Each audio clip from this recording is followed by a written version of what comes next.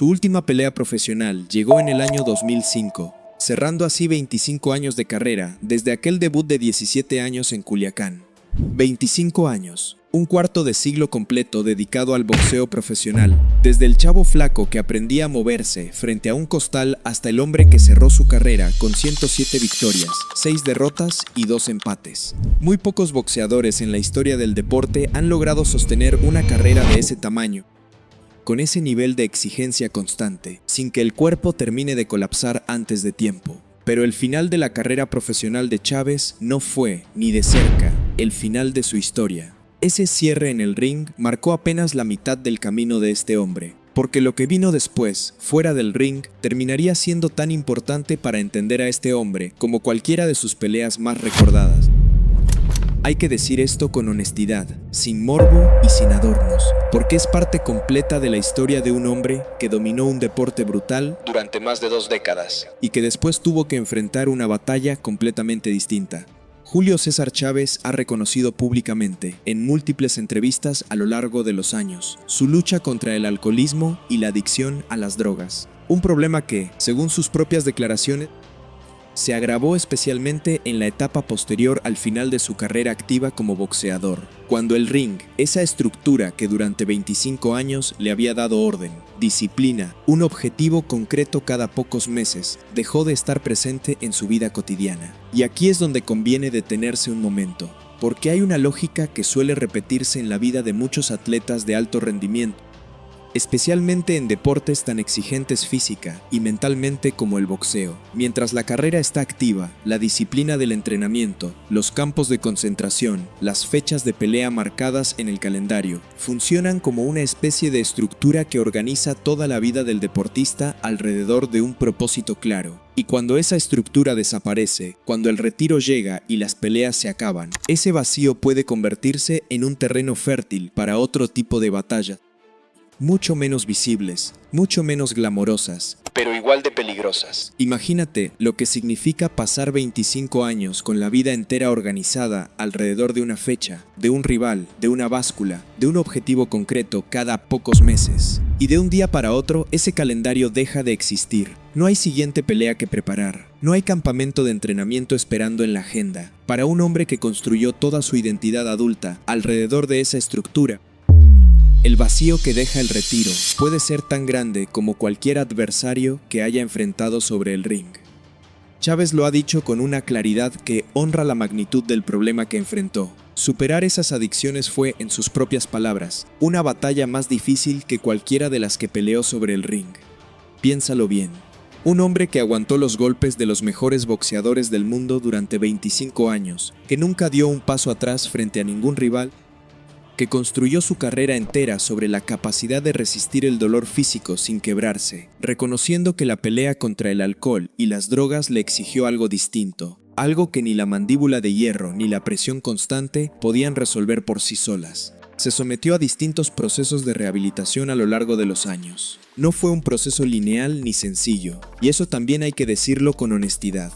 Las adicciones rara vez se resuelven de una sola vez, con una sola decisión, con una sola temporada de tratamiento. Suelen ser procesos largos, con recaídas, con avances y retrocesos, con la necesidad de sostener un compromiso día tras día que no siempre se logra mantener de manera perfecta. Nada de esto se cuenta para juzgar, se cuenta porque es exactamente así como funciona la recuperación real, la que no aparece en los titulares bonitos ni en los resúmenes de carrera, y porque negar esa parte de la historia sería tan deshonesto como inventar un dato que no existe. Lo que distingue la historia de Chávez es que, en lugar de esconder ese proceso, decidió hablar de él abiertamente, en entrevistas, en espacios públicos, usando su propia experiencia como una manera de abrir la conversación sobre un tema que, dentro del mundo del deporte de alto rendimiento, sigue rodeado de mucho silencio y de mucha vergüenza. Hoy se presenta ante el público como una persona en recuperación, no como alguien que superó el problema de manera definitiva y ya no necesita hablar de él, sino como alguien que entiende la recuperación como un proceso continuo, algo que se sostiene con trabajo constante, de la misma manera en que sostenía su preparación física antes de cada pelea importante de su carrera. Y hay algo en esa comparación que merece quedarse contigo un momento. El mismo hombre que entendía, mejor que nadie en su generación, que los títulos no se ganan una sola vez, sino que hay que defenderlos una y otra vez. Aplicó esa misma lógica a la batalla más importante de su vida fuera del ring. La recuperación, igual que un cinturón mundial, no se gana de manera permanente en una sola noche. Se sostiene, se cuida, se defiende, día tras día. Ha usado además distintos espacios públicos, entrevistas, apariciones en medios, conversaciones abiertas sobre su propia experiencia, para hablar de este tema con una franqueza que dentro del mundo del boxeo y dentro del deporte de alto rendimiento en general sigue siendo poco común. En un ambiente donde la imagen de fortaleza absoluta suele ser la única que se permite mostrar en público, que un ex campeón mundial de la magnitud de Chávez reconozca abiertamente sus caídas y su proceso de recuperación tiene un valor que va más allá de su propia historia personal. Sirve como referencia para otros, dentro y fuera del boxeo, que atraviesan procesos similares y que encuentran en ese tipo de testimonios una razón menos para sentir vergüenza y una razón más para buscar ayuda. Esto no se cuenta para el escándalo, se cuenta porque contar solamente la parte de los cinturones y dejar fuera esta parte de la historia sería construir un retrato incompleto de quién es Julio César Chávez. Y este video, desde el título, prometió algo distinto. No solamente el repaso de un campeón invicto, sino la historia completa de un hombre que peleó dos guerras, una con guantes y otra sin ellos. Ahora hay que alejar un poco la cámara, hay que hacer zoom out y preguntarse qué es exactamente lo que el boxeo mexicano le debe a Julio César Chávez, más allá de los cinturones y de los récords que cualquiera puede consultar en una base de datos. El estilo que Chávez construyó, ese Mexican Style de presión constante, de castigo sistemático al cuerpo, de mandíbula de hierro y avance sin retroceso, no se quedó únicamente en su propia carrera. Se convirtió en una referencia obligatoria, en una especie de manual no escrito que generaciones enteras de boxeadores mexicanos que vinieron después estudiaron, imitaron y trataron de adaptar a su propio cuerpo y a su propio talento. Cuando hoy se habla del estilo mexicano de pelear como una marca reconocible en todo el mundo del boxeo, se está hablando, en gran parte, de lo que Chávez definió dentro del ring durante los años 80 y 90. Sus récords de peleas por título, 36 combates por algún campeonato mundial a lo largo de su carrera, y de defensas invictas, 27 defensas exitosas de manera consecutiva, se mantuvieron durante años como marcas que ningún otro boxeador mexicano o de cualquier otra nacionalidad había logrado igualar. Ese tipo de números no se construyen con un par de años de suerte, se construyen con una carrera entera de consistencia absoluta, pelea tras pelea, año tras año, sin margen para las noches malas. Y hay algo más, algo que va más allá de las estadísticas, el peso simbólico que Chávez cargó y que sigue cargando como referencia obligatoria para cualquier boxeador mexicano que vino después de él. Cuando se habla de los grandes del boxeo mexicano, Salvador Sánchez, Rubén Olivares, Canelo Álvarez en la generación más reciente, el nombre de Chávez siempre aparece primero, siempre como el punto de comparación, siempre como la vara con la que se mide a los demás. Ese lugar en la historia no se lo dio nadie de regalo, se lo ganó con 25 años de trabajo dentro del ring. Su propio hijo, Julio César Chávez Jr., siguió sus pasos en el boxeo profesional y a lo largo de toda su carrera ha tenido que cargar públicamente con las comparaciones inevitables respecto al legado de su padre. Eso también dice algo importante. El peso de ese apellido en el boxeo mexicano es tan grande que ni siquiera un boxeador que llegó a ser campeón mundial en su propia categoría pudo escapar por completo de la sombra que proyecta el nombre de su padre. Ser hijo de la leyenda más grande del boxeo mexicano es, al mismo tiempo, un privilegio y una carga que pocos entienden desde afuera. Chávez, además, ha mantenido presencia pública como comentarista, como entrenador ocasional y como figura de referencia absoluta para cualquier conversación seria sobre el boxeo mexicano. Sigue siendo, incluso hoy, a sus 64 años, la persona a la que se recurre cuando se quiere entender de dónde viene y hacia dónde va el boxeo de este país. Y hay algo particular en el tipo de respeto que genera Chávez dentro del ambiente del boxeo, un respeto distinto al que reciben otras leyendas del deporte. No es solamente el respeto por lo que logró, que ya de por sí sería suficiente para cualquier conversación sobre los grandes de la historia. Es también el respeto por cómo lo logró, sin atajos, sin rivales escogidos a modo, defendiendo sus títulos una y otra vez frente a los mejores que existían en cada momento de su carrera. En un deporte donde las comparaciones entre generaciones distintas siempre generan debate, el nombre de Chávez tiene la particularidad de aparecer en casi todas esas conversaciones sin que nadie sienta la necesidad de justificar por qué está ahí.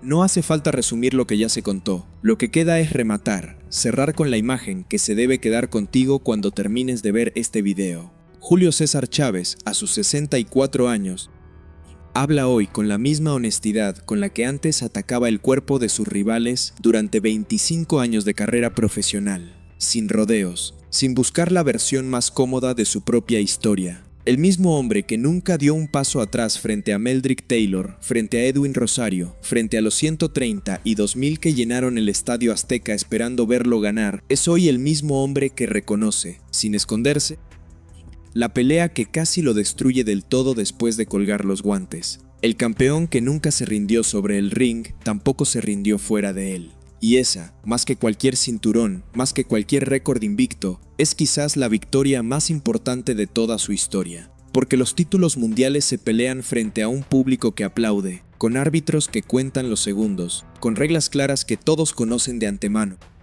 La otra pelea, la que Chávez ha reconocido públicamente que fue la más difícil de su vida, se pelea en silencio, sin cámaras, sin cinturón en juego, con la única recompensa de seguir de pie un día más. No hubo campana que anunciara el final de esa pelea. No hay tarjeta de jueces que la resuelva de manera definitiva. Es, de todas las batallas que ha peleado este hombre, la única que no termina nunca del todo, la que se defiende cada mañana, silenciosamente, lejos de cualquier reflector.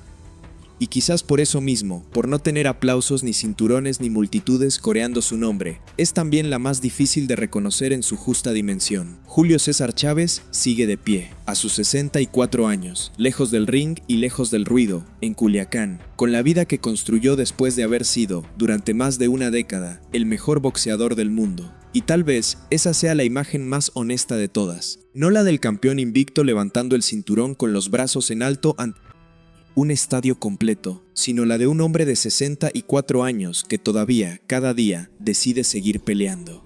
Si la historia completa de Julio César Chávez te llegó como merece llegar, con sus cinturones y también con sus caídas, dale like a este video y suscríbete al canal para que las próximas historias del boxeo mexicano te sigan llegando así, completas, sin quedarse solamente en la parte fácil de contar. Hay muchos más nombres en la historia de este deporte que merecen ese mismo trato, sin prisa, sin adornos y sin dejar fuera lo que de verdad importa. Nos vemos en el próximo video. 2 segundos, el tiempo que tardas en respirar hondo una sola vez. Eso fue lo que separó a Meldrick Taylor de ganar esa pelea en las tarjetas. Y eso también fue lo que separó a Chávez de sufrir, 3 años antes de lo que finalmente ocurriría, la primera derrota de su carrera. Chávez se llevó la victoria por nocaut técnico, unificó el título superligero y protagonizó lo que hasta hoy sigue siendo considerada una de las peleas más dramáticas en la historia del boxeo.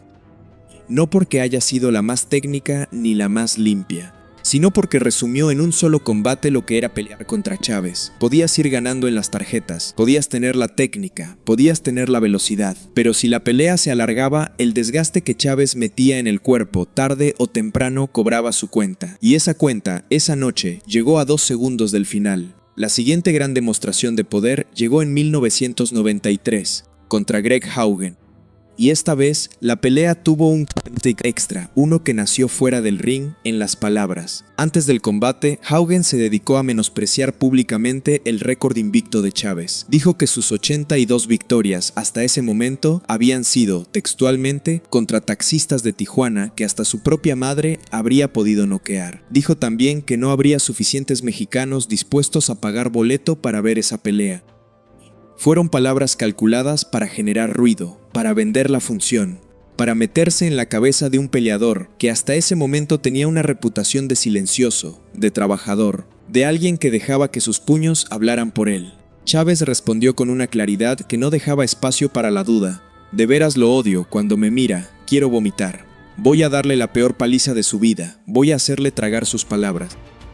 Y el 12 de febrero de 1993, en el Estadio Azteca de Ciudad de México, Chávez cumplió cada palabra de esa promesa. 130 y 2270 y 4 personas llenaron el estadio esa noche, estableciendo un récord de asistencia para un evento de boxeo que durante años nadie pudo superar. Augen había dicho que no habría suficientes mexicanos para pagar boleto. Se equivocó por más de 100,000 personas.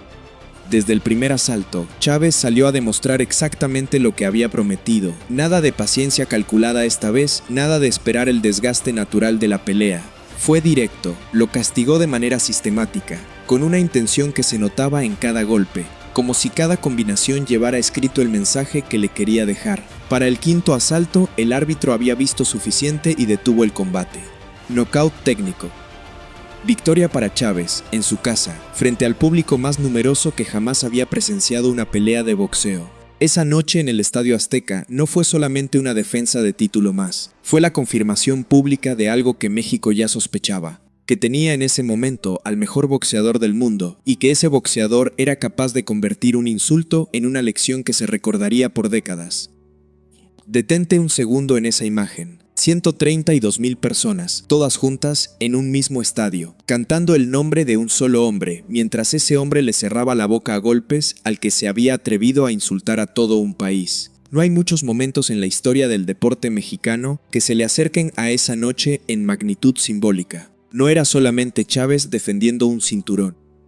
Era México entero, representado en un solo boxeador, respondiendo a un insulto de la única manera en que el boxeo permite responder. Con hechos, arriba de un ring, frente a todo el mundo mirando. Y Chávez entendió perfectamente el peso de ese momento. No salió a jugar, no salió a mostrar su repertorio técnico completo, no salió a alargar el espectáculo para que el público disfrutara más rounds. Salió a cerrar la historia lo más rápido posible, de la manera más contundente posible, para que el mensaje quedara claro sin necesidad de una sola palabra adicional. 5 asaltos le bastaron. 5 asaltos para transformar una provocación en una de las noches más recordadas del boxeo mexicano. En los años siguientes, Chávez siguió sumando triunfos que consolidaban su dominio. Venció a Tony López, 3 veces campeón mundial, en un combate donde una vez más el patrón se repitió. Presión desde el primer minuto, cierre constante de la distancia, y un rival que terminaba el combate preguntándose en qué momento perdió el control de lo que estaba pasando arriba del ring. Venció también a Giovanni Parisi en 1995, ya en la etapa final de su reinado más dominante, cuando el nombre de Chávez por sí solo bastaba para que cualquier promotor del mundo quisiera tenerlo en su cartelera. Se especuló durante mucho tiempo con una unificación ante el argentino Juan Martín Látigo Coggi, campeón de la Asociación Mundial de Boxeo en la misma división, pelea que hubiera unificado los 2 cinturones más importantes del peso superligero y que habría significado, para muchos aficionados de la época, el combate definitivo de esa generación en la categoría.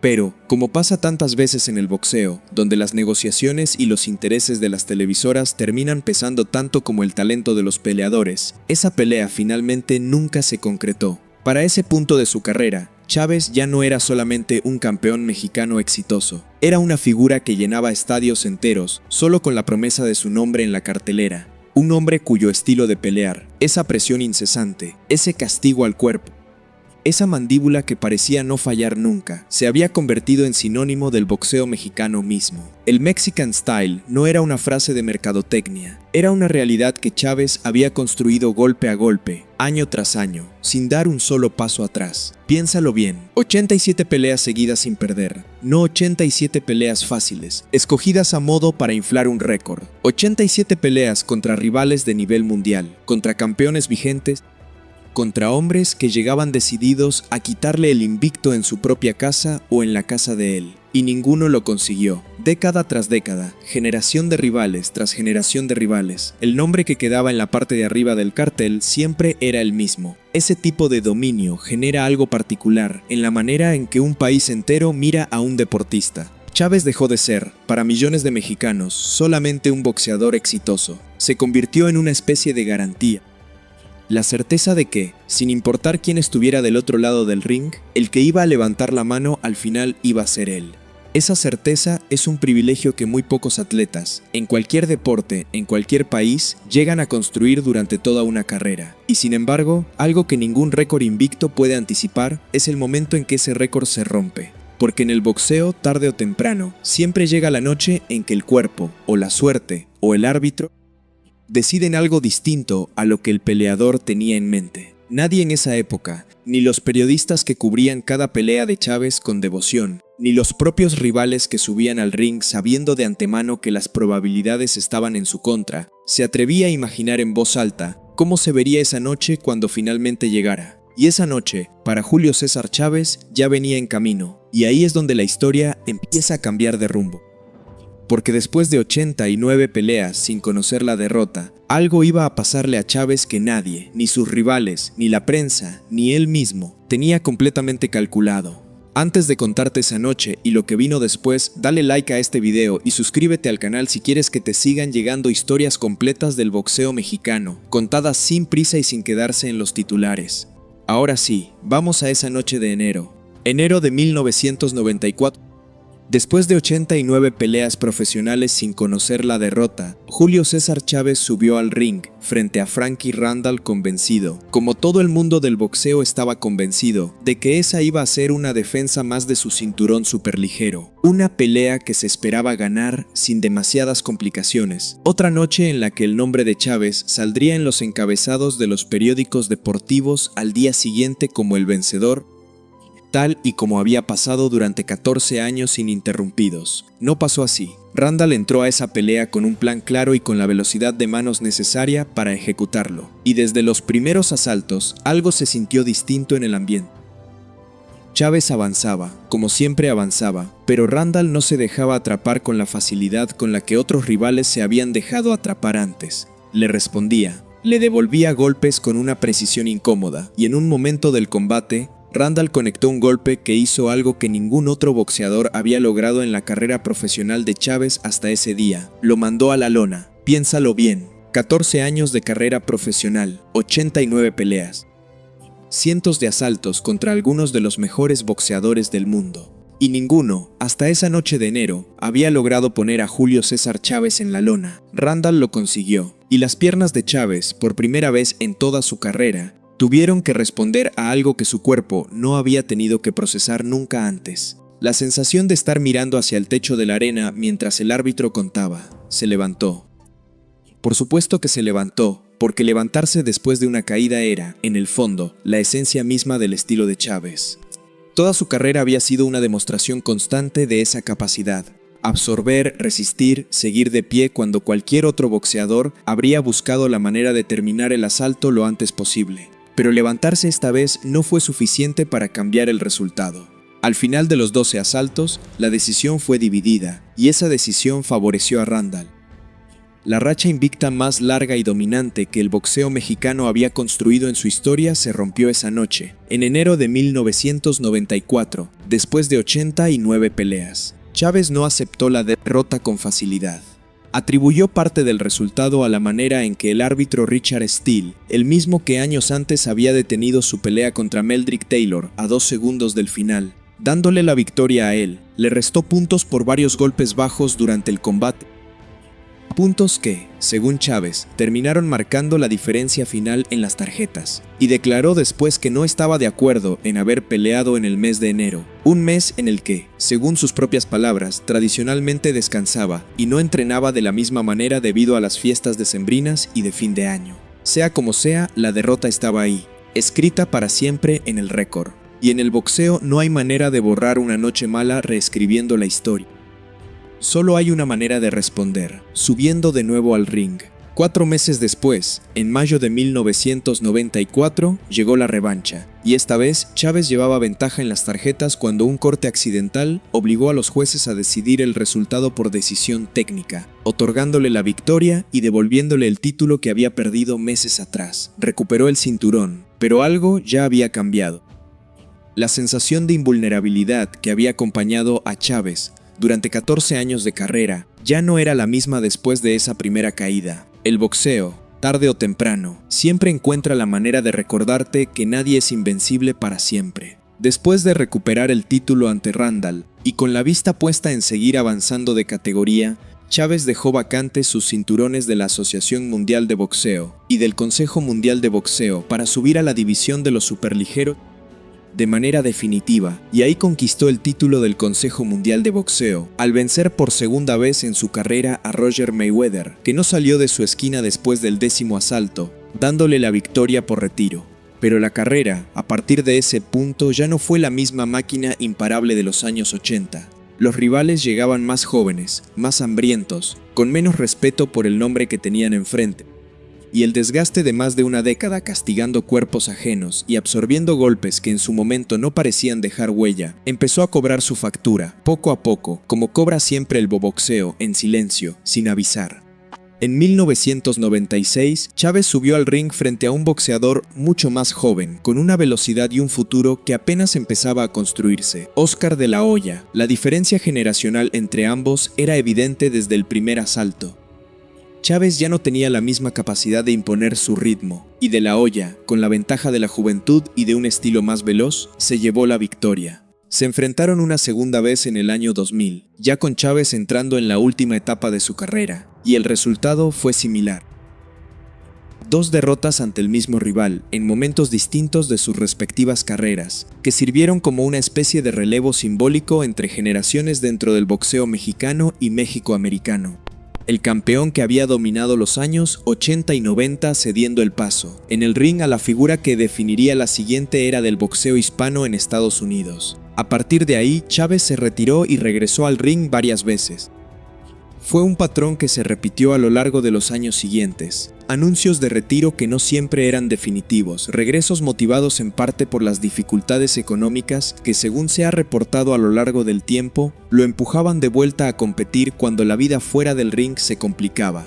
Ese patrón, el de un campeón que ya lo ganó todo, pero que sigue necesitando el ring para sostener su vida cotidiana, es una de las imágenes más recurrentes y también más dolorosas del boxeo profesional. No es exclusivo de Chávez, le ha pasado a decenas de grandes campeones en la historia de este deporte, pero eso no lo hace menos difícil de ver cuando le pasa a alguien que en su momento fue, sin discusión, el mejor del mundo. Y aquí conviene detenerse un momento en algo que el boxeo casi nunca explica con claridad hacia afuera: la diferencia entre lo que un campeón gana durante su etapa dorada y lo que finalmente le queda cuando pasan los años. Las cifras que generan las peleas grandes son enormes, pero entre promotores, managers, impuestos y los gastos que acompañan una vida construida alrededor de la fama, la parte que efectivamente se queda en las manos del boxeador termina siendo, en muchos casos, mucho menor de lo que el público imagina desde afuera. Eso, sumado a los regresos al ring después de retiros anunciados, forma un patrón que se repite generación tras generación en este deporte, y que Chávez, pese a haber sido el más dominante de su época, tampoco pudo evitar del todo. Julio César Chávez ganó sus primeros 87 combates sin conocer la derrota. Llenó el Estadio Azteca con 132.274 personas que fueron a verlo pelear una sola noche, y hoy, a sus 64 años, ya no vive rodeado de cinturones ni de reflectores, sino de una calma que a este hombre le costó mucho más conseguir que cualquier título mundial. 107 victorias, 6 derrotas, 2 empates, 87 knockouts. Esos números no son los de un boxeador con suerte en una noche buena. Son los del mejor boxeador mexicano de la historia, el que inventó el estilo de presión que después todos quisieron copiar, el que peleó 25 años sin bajar los brazos ni una sola vez, y hoy vive lejos del ring y lejos del ruido, en Culiacán, Sinaloa, con una historia que no termina en la última campana de su carrera profesional. Porque lo que vas a ver en este video no es solo el repaso de un campeón invicto. Es la historia de un hombre que ganó la guerra más difícil del boxeo mexicano dentro del cuadrilátero, y que después tuvo que ganar otra, mucho más silenciosa, fuera de él. Vas a entender de dónde salió ese estilo que cambió el boxeo mexicano para siempre. Vas a entender qué pasó la noche en que perdió por primera vez después de 89 peleas invicto. Y vas a entender qué es lo que hoy, a los 64 años, hace que Julio César Chávez hable de su vida con más honestidad que la mayoría de los campeones de su generación. Para llegar a ser lo que fue, Chávez no tuvo un camino fácil ni uno rápido. Debutó como profesional en 1980, en Culiacán, con apenas 17 años. Le tomó 4 años construir el nombre suficiente para pelear por su primer título mundial, el de peso superpluma del Consejo Mundial de Boxeo, en 1984, y a partir de ahí no paró. Subió de división, ganó el título de peso ligero, subió otra vez y ganó el de peso superligero. 3 divisiones distintas, 3 cinturones, un mismo hombre destrozando cualquier pronóstico que le pusieran enfrente. Sus 27 peleas defendiendo un título de manera invicta y sus 36 combates por algún campeonato mundial en total son cifras que en su momento nadie había alcanzado en la historia del boxeo. Eso no es un dato de relleno. Eso es la definición de un reinado que duró más de una década sin que nadie pudiera pararlo. Hoy, a sus 64 años, Chávez vive en Culiacán, lejos de las carteleras de Las Vegas y del ruido de los grandes eventos. Y una de las cosas que lo distingue de otros campeones de su generación es que ha hablado en público, sin esconderse, sobre su lucha contra el alcohol y las drogas, no como quien pide perdón desde la sombra, como quien decidió que su historia completa vale más que la versión bonita. Porque ahí está la clave de todo lo que vas a ver en este video. La mayoría de los repasos sobre Chávez se quedan en la parte fácil de contar, los cinturones, los récords, las noches de gloria. Y esa parte, sin duda, merece contarse con el detalle que merece un boxeador de esta magnitud. Pero quedarse solamente ahí sería contar una historia a medias. Lo que hace que la historia de Julio César Chávez importe tanto hoy, a 64 años de distancia de su nacimiento, no es solamente lo que hizo con los guantes puestos. Es lo que decidió hacer, ya sin guantes, cuando la vida le puso enfrente un rival distinto, uno que no se puede noquear con un gancho al hígado ni derribar con presión constante. Aquí es donde la historia se pone interesante de verdad, porque no vamos a hablar solamente del boxeador, de ese sí hablan todos. De ese hay documentales, hay libros, hay horas y horas de peleas archivadas que cualquiera puede buscar. Lo que vamos a hacer en este video es algo distinto. Vamos a entender cómo un hombre que nunca dio un paso atrás sobre el ring, que aguantó golpes, que habrían tumbado a cualquiera, terminó enfrentando dentro de sí mismo una batalla que no se gana con un gancho al hígado. Vas a ver a Culiacán forjando a un peleador desde niño. Vas a ver la noche en el Estadio Azteca donde 130 y 2000 personas gritaron su nombre al mismo tiempo. Vas a ver el segundo final contra Meldrick Taylor, uno de los más dramáticos en la historia del boxeo. Vas a ver la primera derrota, la que nadie esperaba y la que él mismo tardó años en aceptar del todo. Y vas a ver al Chávez de hoy, 64 años, contando frente a las cámaras lo que le costó salir de la peor pelea de su vida, una que no tuvo árbitro, ni campana ni límite de asaltos. Ciudad Obregón, Sonora, 12 de julio de 1962. Ahí nació Julio César Chávez González, en una familia numerosa, de las que en el norte de México se conocen bien. Muchos hermanos, poco dinero, mucho trabajo. No fue una infancia con guantes de regalo ni con gimnasios privados. Fue una infancia de hermanos mayores que ya andaban metidos en el boxeo y que un día llevaron al más chico a que se parara frente a un costal, a que aprendiera a moverse, a que descubriera si tenía algo que valiera la pena desarrollar. Y lo tenía, pero no era la velocidad de un peleador técnico ni la elegancia de un boxeador que gana con estilo. Lo que tenía Chávez era otra cosa, algo que se ve poco y que cuando aparece cambia por completo la manera en que se entiende un deporte. Tenía la capacidad de absorber castigo sin que el castigo le importara. Tenía una mandíbula que parecía forjada de otro material. Y tenía sobre todo una idea muy clara de cómo quería pelear, hacia adelante. Siempre hacia adelante, sin importar lo que viniera de regreso. La familia se mudó eventualmente a Culiacán, Sinaloa, ciudad que terminaría adoptando como propia y a la que hoy sigue llamando su casa. Fue ahí, en los gimnasios de Culiacán, donde el estilo de Chávez se terminó de moldear. Un estilo que con el tiempo se conocería en todo el mundo como el Mexican Style. Presión constante, sin descanso, castigo sistemático al cuerpo del rival, un gancho al hígado que se convirtió en su firma, y encima de todo eso, la mandíbula de hierro que le permitía absorber lo que fuera necesario para seguir avanzando. Debutó como profesional en 1980, a los 17 años. Nadie en ese gimnasio de Culiacán podía imaginar, viendo a ese muchacho flaco subir al ring por primera vez, que estaban viendo el inicio de la carrera más dominante en la historia del boxeo mexicano. El boxeo, en ese sentido, es cruel con las expectativas. Casi nunca deja ver desde el principio lo que un peleador va a terminar siendo. Solo lo revela con el tiempo, pelea tras pelea, decisión tras decisión, golpe tras golpe. Y Chávez fue ganando, no con la explosividad de quien noquea a todo el mundo en el primer asalto, aunque también tenía ese poder cuando lo necesitaba, sino con una constancia que resultaba casi inhumana. Round tras round, sin variar el plan, sin cansarse en el sentido en que se cansan los demás peleadores, avanzando siempre, cerrando la distancia siempre, buscando el cuerpo del rival como si supiera algo que el otro todavía no había entendido, que tarde o temprano, si el castigo al cuerpo es constante, las piernas del rival van a dejar de responder. No hay técnica que aguante eso para siempre. Los golpes al cuerpo son los que acaban las peleas, ha dicho él mismo en distintas entrevistas a lo largo de los años. Y tenía razón, muchos de sus rivales entraban confiados, con un plan de pelea armado, con la certeza de que iban a poder mantener la distancia o de que su boxeo técnico iba a ser suficiente. Y terminaban doblados, con las manos bajas, buscando cualquier manera de sobrevivir el siguiente asalto, castigados por ese gancho al hígado que Chávez lanzaba con una precisión que parecía quirúrgica. Culiacán en esos años no era una ciudad que perdonara la debilidad, y el gimnasio donde Chávez se fue formando tenía esa misma dureza incorporada en cada sesión de entrenamiento. No había atajos, no había favores. El que aguantaba seguía, el que no se quedaba en el camino, como se quedaron tantos otros muchachos que empezaron al mismo tiempo que él y que hoy nadie recuerda.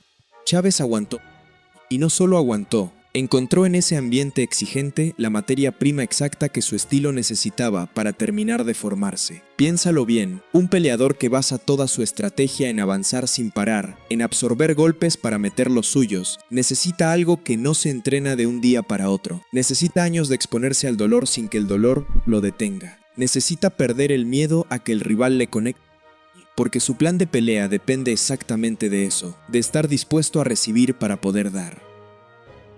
Ese aprendizaje empezó en Culiacán, en peleas de nivel local, en sparrings que nadie grabó ni documentó, en años de trabajo silencioso que después el mundo entero terminaría viendo resumido en un estilo que parecía nuevo, pero que en realidad llevaba mucho tiempo cocinándose. Sus primeros combates profesionales no tuvieron la espectacularidad que definiría después su carrera. Fueron peleas de aprendizaje, de ir sumando experiencia contra rivales de nivel regional, de ir entendiendo los tiempos del boxeo profesional, que son distintos a los del boxeo amateur en casi todos los sentidos. Ahí no hay protección de casco, no hay límite de 3 asaltos, no hay la sensación de estar en un torneo escolar. Ahí el rival de enfrente va con toda la intención de terminar la pelea antes que tú. Y Chávez fue aprendiendo eso con paciencia. Fue subiendo el nivel de sus rivales poco a poco. Fue ganando terreno dentro del boxeo mexicano.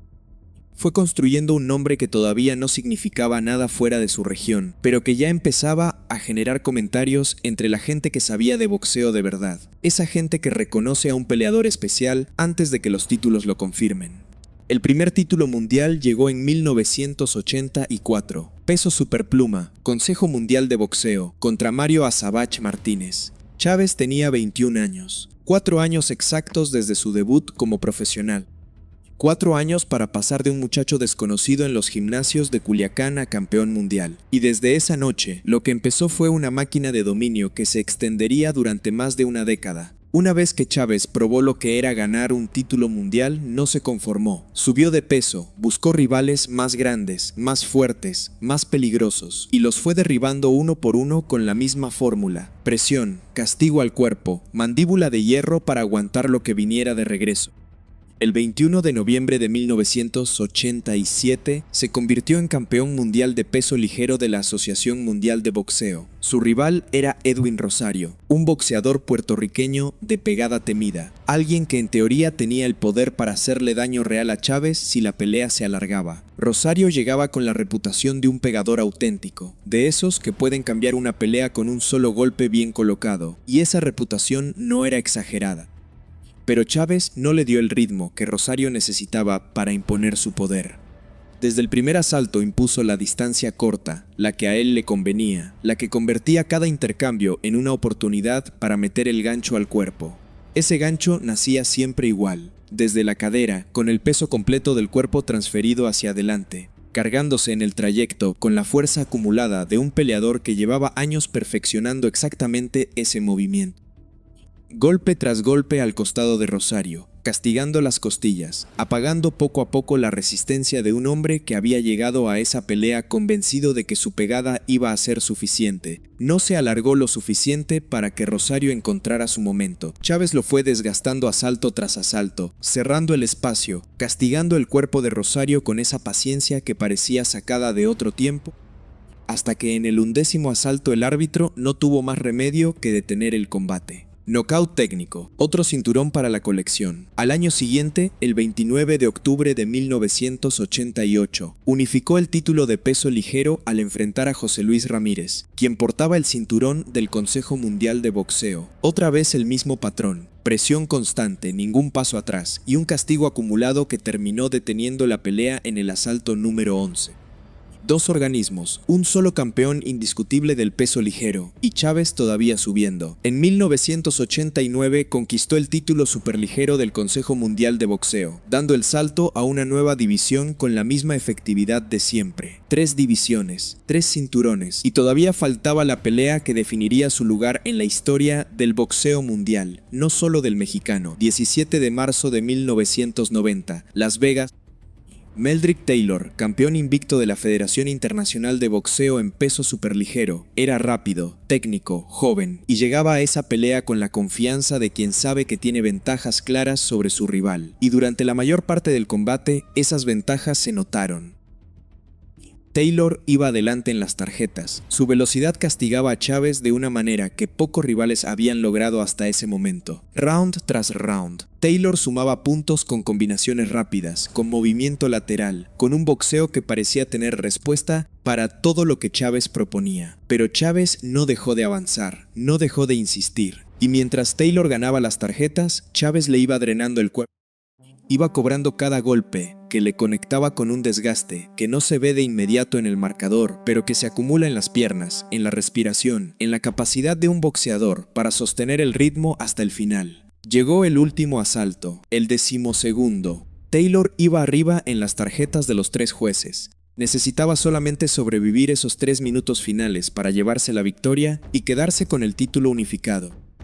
Y durante casi todo ese asalto, eso es exactamente lo que parecía que iba a pasar. Chávez seguía presionando, pero el reloj corría en contra suya, y entonces, con el tiempo prácticamente agotado, Chávez conectó una serie de golpes que hicieron que las piernas de Taylor, agotadas después de 11 asaltos y medio de pelea, empezaran a fallarle. El castigo acumulado de todo el combate llegó de golpe, todo junto, en el peor momento posible para Taylor. El árbitro Richard Steele se acercó, miró los ojos de Taylor, le hizo un par de preguntas y decidió detener la pelea. Faltaban 2 segundos para que sonara la campana final.